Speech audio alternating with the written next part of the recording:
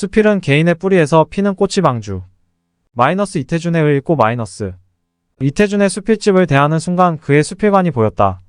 그의 수필관은 화가이며 수필가인 김용준의 그림으로 알려진 표지화에 한마디로 시사되고 있다. 활짝 핀 수선화가 뿌리까지 다 드러났다. 그는 작품은 개인의 뿌리에서 피는 꽃이다. 라고 했다. 18세기 독일의 시인이며 철학자인 노바리스 앤 오브이에라이에스. 1772만 1801년 보이는 것은 보이지 않는 것에 닿아있다. 라고 말했다. 소재를 관찰할 때 불가시한 영역을 봐야 한다고 강조한 말이다. 김용준은 이태준의 말을 담아 표지화를 그렸을 테지만 지금 우리는 노바리스가 말한 보이지 않는 곳까지 대상을 인식해야 한다는 의미로 받아들이기도 한다. 문학작품은 이와 같이 시대가 바뀌고 공간을 옮겨가면 조금씩 다르게 해석된다. 이것은 시대가 달라도 그에 맞게 해석될 수 있는 여지를 충분히 담고 있다는 의미이다. 고전은 다르게 해석될 수 있는 의미를 함축하고 있기에 시대를 초월하여 많은 사람에게 공명을 일으키나 보다. 의 표제는 낯설다. 표제가 의미하는 바가 얼른 들어오지 않는다. 은 서문도 발문도 없다. 다만 그런 것만을 의미할까? 요즘 수필가들의 작품집은 4050편쯤 되는 작품을 주제별로 묶어 4부 또는 5부 정도로 부제를 붙여 싣는 것과 다르다. 부별 가르기도 없다. 어떤 순서로 작품을 실었을까? 그런 질서도 찾아볼 수 없다. 작품 한 편 한 편을 읽어보면 구성에 신경 쓴 것 같지도 않다. 그냥 생각이 가는 길을 담담하게 따라간 글이다. 이것이다. 표제도 그의 수필관을 함축하고 있다. 무서록을 읽기 전에 그의 저서 문장 강화에서 말한 수필관을 요약해본다. 마이너스 자연, 만반에 대한 단편적인 소회, 의견을 가볍고 소박하게 서술하는 글이다. 마이너스 하고 싶은 대로 자기를 표현하는 글이다. 마이너스 설명으로든 묘사로든 가장 솔직하게 표현하는 글이다. 마이너스 솔직하기 때문에 논문보다 오히려 찌름이 빠르고 날카롭고 형식에 잡히지 않기 때문에 아름다운 시경이나 가벼운 경구 유머가 적나라하게 나타난다. 마이너스 첫 문장부터 그 사람의 자연관, 인생관, 특성, 취미, 지식과 이상 등 그 사람의 것이 재료가 되어 나오기 때문에 심적 나체이다. 마이너스 수필은 자기의 풍부 자기의 미가 있어야 한다. 에는 그의 수필관이 수용되었다. 일상의 체험에서 얻은 전통적 수필, 문학론, 여행기 등으로 대별할 수 있다. 전통 수필 작품의 소재는 대개 자연과 인사, 사물에 대한 소회나 의견을 밝혔다. 자연은 물, 꽃, 바다를 소재로 삼았고 인사로는 죽음과 고독 같은 문제, 술과 문필을 소재로 삼았다. 사물로는 벽, 필묵, 수목을, 문학로는 소설에 대한 관심을 보였다. 소설을 장편, 단편, 중편, 장편으로 구분하여 그 특성과 가치에 대한 소견을 밝혔다. 장편에 대한 관심을 보인 것이 특이하다. 아울러 조선의 소설들, 소설의 맛, 고전소설 중에 춘향전에 대한 견해를 강한 비판적 어조로 밝혔다. 여행기는 해촌일기, 만주기행 등을 소재로 기행문의 전형적인 형식인 여정, 견문, 감상을 밝혔다. 한국의 전통 수필은 교술로 시작하여 사실 체험에 대한 해석으로 일관해온 것으로 본다. 해초의 왕호천 축국전으로부터 시작해서 고려 말의 이규보, 이곡 등의 수필 조선시대.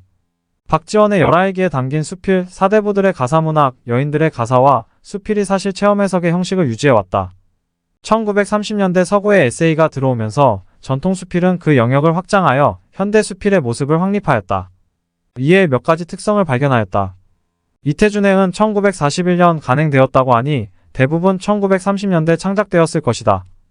그런데도 문장 표현이 요즘 작품과 크게 다르지 않아 쉽게 공감할 수 있다. 이것은 전통 수필을 형식의 틀로 삼고 우리네 정서를 바탕으로 서구 사상을 먼저 받아들였기 때문일 것이다.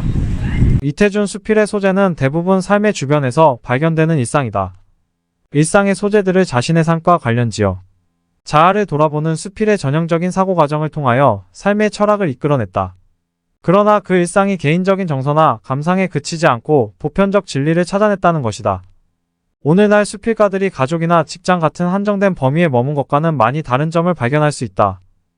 대상을 바라볼 때 오늘날 수필가들도 쉽지 않은 전략적이고 단계적인 인식의 과정에 따른 점을 엿볼 수 있다. 대상에 대하여 먼저 감각을 통하여 외양과 형상을 인식하고 대상의 본질을 해석하는 과정을 거친다.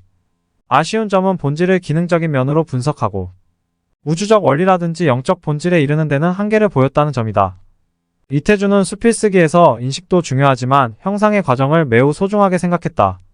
구체적으로 구성의 방향을 드러내지는 않았지만 그의 전편을 읽어보면 치필하기 전에 내적으로 치밀한 구성을 마친 후 지필했다는 점을 발견할 수 있다.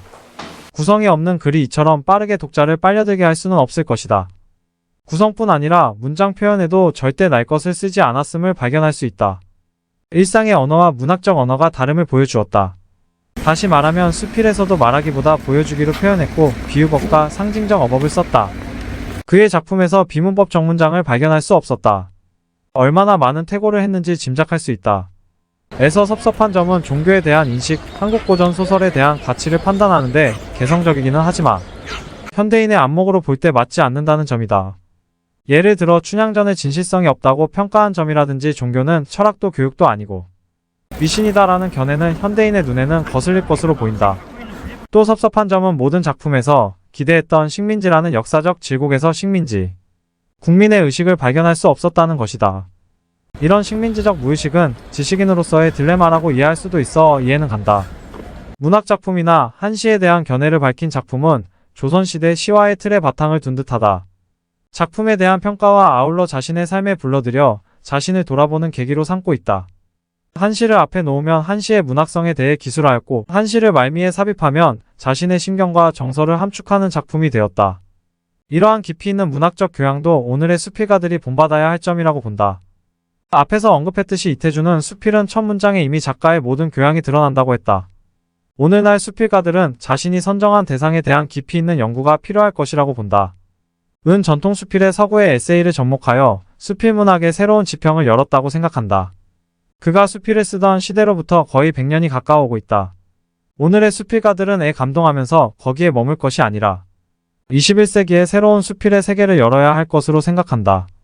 1930년대를 살았던 문학인 이태준의 고민은 비정상적인 역사를 대하는 민중들의 인식이었을 것이다. 또한 품격놓은 우리 문학을 지키면서도 받아들일 수밖에 없는 서구의 문화에 대한 고민도 있었을 것이다. 비정상적인 역사를 회복해야 하는 역사적 사명 속에서도 가장 큰 고민은 문학이라는 그릇에 어떤 문명을 담아야 할까 하는 문제였던 것 같다. 에는 그러한 고민이 담겨 있으면서도 구체적으로 드러내지 못했다. 이 또한 왜곡된 역사 속에서의 고통이었을 것이다. 문학인은 이러한 고민 속에서 창작에 임해야 할 것이다. 2020년대 문단은 수필문학이 사회, 문화, 가치를 선도해야 한다고 생각한다. 이것이 문학인으로서의 역사와 시대에 대한 고민이다. 지난 세기가 정보산업이 중심 가치를 지향했다면 금세기는 생태문화가 가치의 중심이 되어야 한다고 생각한다. 근대문명은 생태계의 심각한 위기를 초래하였다. 인간은 생태계의 중심이 아니라 하나의 구성원일 뿐이라는 수평적 사고로 대상을 대해야 할 것이다. 이러한 사상을 페미니즘과 결합하여 에코페미니즘이라 한다. 2020년대 수필은 에코페미니즘을 인식의 바탕에 두고 대상을 바라보아야 할 것이다. 수필은 사실을 소재로 해야 한다는 생각에 갇혀 어휘, 문장, 표현에 많은 제약을 받았다. 수필가는 작가 자신이므로 1인칭 서술일 수밖에 없다는 사고에 갇혀 형상의 범위가 넓지 못하다. 물론 허구를 받아들일 수는 없지만 사실 수필적 상상의 범위 안에서 어휘, 문장, 표현의 기법 연구가 이루어져야 한다. 생태주의 문화나 페미니즘을 형성하기 위해서는 섹슈얼리티의 수필적 표현 방법도 연구하여 시도해야 한다고 본다.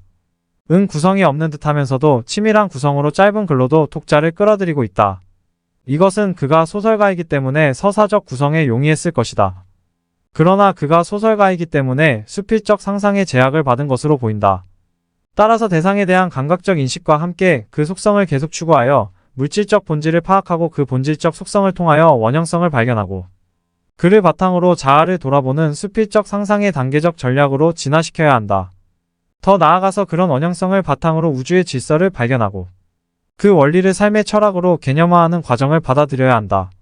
이것이 새 시대의 수필적 상상의 전략적 단계이고 이러한 단계를 거칠 때 구성은 저절로 이루어진다. 1941년에 발간된 이태준의 을 읽으면서 그가 오늘의 수필가들에게 주고 싶은 말씀을 생각해보고 우리 수필가들이 창작에 임하는 자세를 생각해보았다. 이 책을 읽는 동안 특히 감명을 준 작품은 홀로가 아닌데도 고독을 느낀다고 고백한 고독, 역사에 대한 인지적 견해를 밝힌 역사, 오늘의 작가에게 주는 고언으로 이해할 수 있는 누구를 위해 쓸 것인가, 자신의 작품을 사랑하는 소녀의 애틋한 마음을 통해 자신을 돌아보는 작품에 같은 작품이다. 수필은 철학과 문학 사이에 있다고 한다. 철학적 인식을 문학적 언어로 형상화해야 하는 어려움이 있다. 수필은 짧은 그림으로 단숨에 쓰고 발표해버리면 되는 글이 아니라는 것을 이 책을 읽고 더 깊이 새기게 되었다. 어휘 하나, 조사, 어미 하나까지 끝까지 퇴고해야 한다는 평소의 생각을 더 굳게 다지게 되었다.